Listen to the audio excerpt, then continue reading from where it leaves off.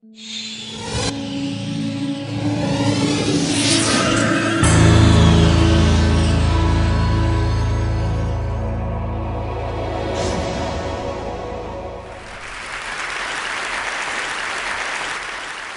name is Arvind Gupta and I'm a toy maker. I've been making toys for the last 30 years. The early 70s, I was in college. It was a very revolutionary time. There was a political ferment, so to say, students out in the streets of Paris revolting against authority. America was jolted by the anti-Vietnam movement, the civil rights movement. In India, we had the Naxalite movement, the Jayaprakash Narayan movement. Whenever there is a political churning of society, it unleashes a lot of energy. The national movement in India was testimony to that. Lots of people resigned from well-paid jobs and jumped into the national movement. Now, in the early 70s, one of the great programs in India was to revitalize primary science in village schools. There was a person, Anil Sadgopal, did a PhD from Caltech, and returned back as a molecular biologist in India's cutting research institute, the TIFR. At 31, he was not able to relate the kind of esoteric research which he was doing with the lives of the ordinary people. So he resigned and went and started a village science program. Many people were inspired by this. The slogan of the early 70s was, go to the people, live with them, love them, start from what they know, build on what they have. This was the kind of defining slogan. Well, I took 1 year. I joined Telco, make Tata trucks, very close to Pune. I worked there for 2 years, and I realized that I was not born to make trucks. Often one doesn't know what one wants to do, but it's good enough to know what you don't want to do. So I took 1 year off, and I went to this village science program, and which was a turning point. It was a very small village, a weekly bazaar, where people just, once in a week, they put in all their wares. So I said, I'm going to spend a year over here. So I just bought one specimen of everything which was sold on the roadside. And one thing which I found was this black rubber. This is called as a cycle valve tube, where you pump in a bicycle, use a bit of this. And there's some of these models. So if you take a bit of the cycle valve tube, you can put 2 matchsticks inside this, and you make a flexible joint. It's a joint of 2. You start by teaching angles, an acute angle, a right angle, a obtuse angle, a straight angle. It's like universal coupling. If you had 3 of them and you loop them together, well, you make a triangle. With 4, you make a square, you make a pentagon, you make a hexagon, you make all these kinds of polygons. And they have some wonderful properties. If you look at the hexagon, for instance, it's like an amoeba, which is constantly changing its outer profile. You can just pull this out, this becomes a rectangle. Give it a push, this becomes a parallelogram. But this is very shaky. Look at the pentagon, for instance. Pull this out, this becomes a boat-shaped, a trapezium. Push it, and it becomes a house-shaped. This becomes an isosceles triangle. Again, very shaky. Give it this, the square might look very square and prim. Give it a little push, this becomes a rhombus. It becomes a kite-shaped. But give a child a triangle, well, she can't do a thing to it. Why use triangles? Because triangles are the only rigid structures. We can't make a bridge with squares because if the train would come, it would start doing a jig. Ordinary people know about this because if you go to village India, they might not have gone to engineering college, but no one makes a roof truss like this because they put tiles on top, it's just going to crash. They always make a triangular roof. Now, this is people science. You know, if you were to just poke a hole over here and put a 3rd matchstick, you get a T-joint. And if I were to poke all the 3 legs of this in the 3 vertices of this triangle, I would make a tetrahedron. So you make all these 3D shapes. You make a little tetrahedron like this. And once you make these, well, you make a little house, put this on top. You can make a joint of 4, you can make a joint of 6. You just need a thorn. Now make a joint of 6, you make a icosahedron. It's like, you can play around with it. This makes like an igloo. Now this is in 1978. I was a 24-year-old young engineer. And I thought this is so much better than making trucks. and this is, if you, as a matter of fact, put 4 marbles inside, you simulate the molecular structure of methane, CH4, 4 atoms of the hydrogen, the 4 apex of the tetrahedron, in between is a little carbon atom. And well, since then, I just thought that I've been really privileged to go down to over 2,000 schools in my country, village schools, government schools, municipal schools, Ivy League schools. I've been invited by most of them. And Every time I go to a school, I see a gleam in the eyes of the children. I see hope. I see happiness in their faces. Children want to make things. Children want to do things. Now, we make lots and lots of pumps. Now, this is a little pump with which you could inflate a balloon. It's a real pump. You could actually pop the balloon. And we have a slogan that the best thing a child can do with a toy is to break it. So all you do is to it's a very kind of provocative statement. It's an old bicycle tube, and this is based on a chance discovery. If you take these film cans, they go very snugly into an old bicycle tube, and this is how you make a valve. You put a little sticky tape. This is one-way traffic. Well, you make lots and lots of pumps, and this is the other one, that you just take a straw and you just put a stick inside this. And you make 2 half cuts. Now what you do is you bend both these legs into a triangle, and you just wrap some tape around, and this is the pump. And now if you have this pump, it's like a great, great sprinkler. It's like a centrifuge. If you spin something, it tends to fly out. Well, in terms of if you were in Andhra Pradesh, you would make this with the palmyra leaf. Many of our folk toys have great science principles.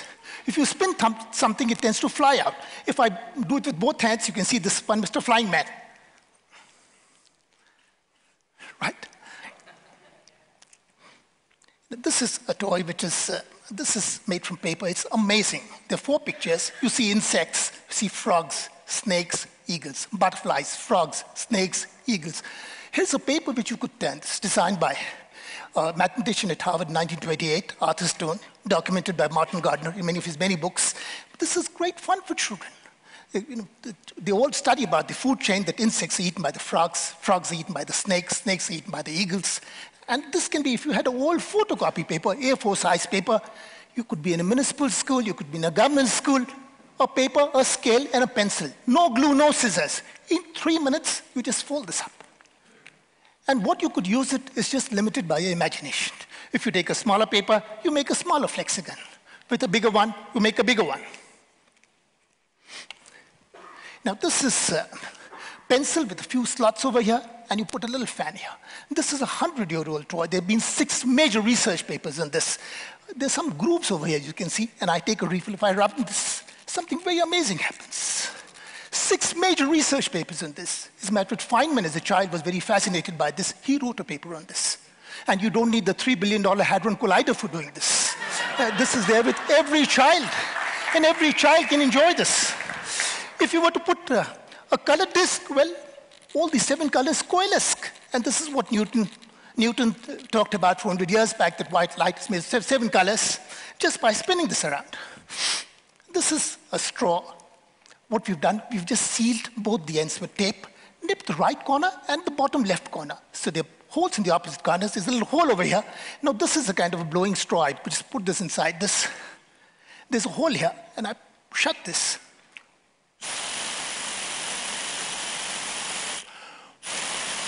This costs very little money to make, great fun for children to do. What we do is a very simple electric motor. Now, this is the simplest motor on earth. The most expensive thing is the battery inside this. If you have a battery, it costs 5 cents to make it. This is the old bicycle tube, which gives you a broad rubber band, 2 safety pins. This is a permanent magnet. Whenever current flows through a coil, this becomes electromagnet. It's the interaction of both these magnets which makes this motor spin. Made 30,000.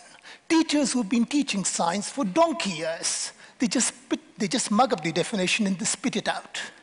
When teachers make it, children make it, you can see a gleam in their eye. They get a thrill of what science is all about. And this science is not a richy man's game. In a democratic country, science must reach to our most oppressed, to the most marginalized children. Now, this program started with 16 schools and spread to 1,500 government schools. Over 100,000 children learn science this way. And we're just trying to see possibilities with, look, this is the Tetra Pak, awful material from the point of view of the environment. There are 6 layers, 3 layers of plastic, aluminum, which are sealed together. They're fused together, so you can't separate them. Now you can just make a little network like this and fold them and stick them together and make an icosahedron. So something which is trash, which is choking all the sewers, you could just recycle this into a very, very joyous, all the platonic solids could be made with things like this. This is a little straw, and what you do is you just nip two corners here, and this becomes like a baby crocodile's mouth. Put this in your mouth and you blow. It's the children's delight, a teacher's envy, as they say. You're not able to see how the sound is produced because the thing which was vibrating was inside my mouth. I'm going to keep this outside, so blowing out. I'm going to suck in air. So no one needs to actually mug up that for production of sound we require vibrations. The other is that you keep blowing at it, keep making the sound, and you keep cutting it, and something very, very nice happens.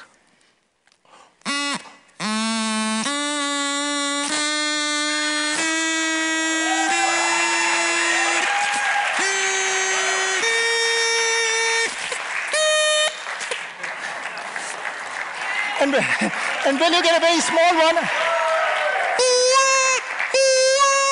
this is what the kids teach you. You can also do this.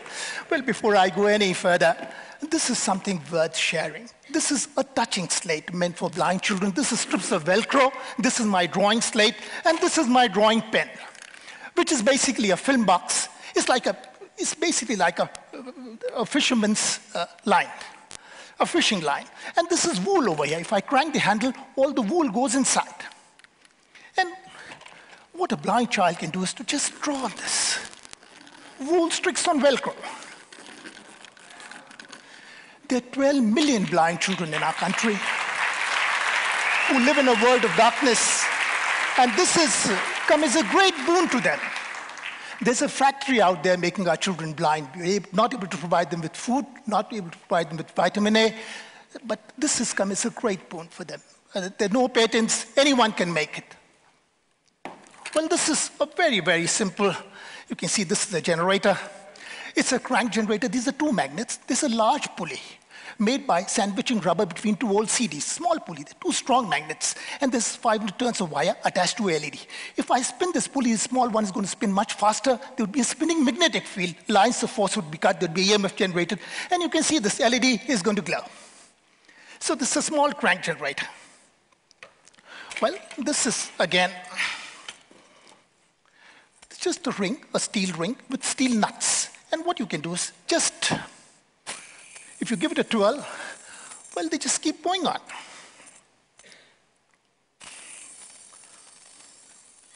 And imagine a bunch of kids standing in a circle and just waiting for the steering to be passed on. And they'd be absolutely joyous playing with this. Well, in the end, what we can also do we use a lot of old newspapers to make caps. This is worthy of a Sachin Tendulkar. It's a great cricket cap. Well, first, you've seen Nehru and Gandhi. This is the Nehru cap, just half a newspaper. Well, we make lots of toys with newspapers. This is one of them.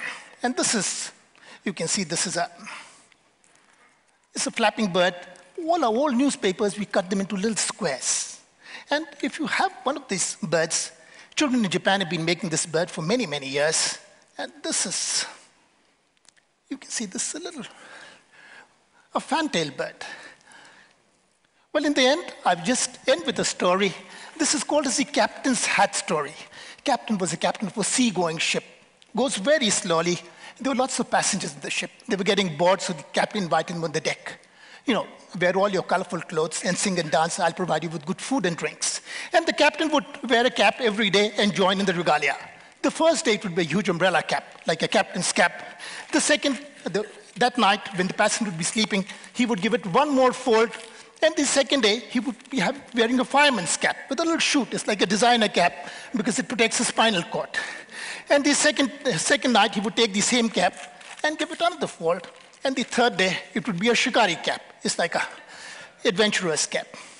And the third night, he would give it two more folds. And this is a very, very famous cap. If you've seen any of our Bollywood films, this is what the policeman wears. It's called as a Pandu cap. It's been catapulted to glory, to international glory. And we must not forget that he was the captain of the ship. So that's a ship. And now everyone was enjoying the journey very much. They were singing and dancing. Suddenly there's a storm.